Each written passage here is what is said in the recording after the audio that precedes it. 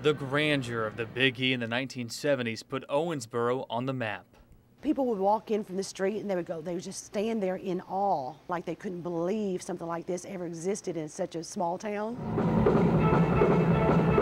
Concerts like this one starring country group Alabama rocked the Executive Inn Rivermont, and the hotel drew conventions from all over the nation.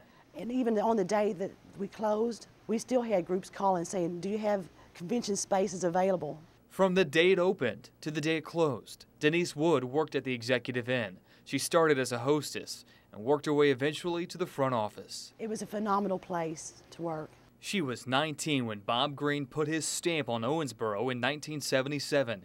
We dug through the News 25 archives and discovered footage from the late 70s and early 80s when Green, then a coal company owner, found success in the hotel and convention business. Each year, our volume increases by about 10%.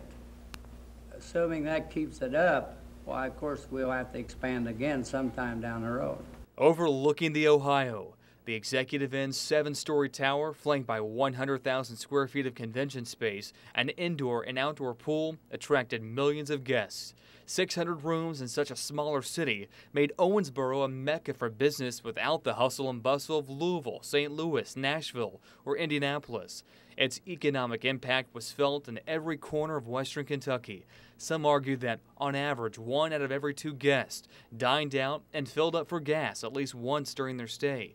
In the early 90s, owner Bob Green died during a vehicle accident, and some argue his passing was the beginning of the Big E's end. There's nothing like the Executive Inn.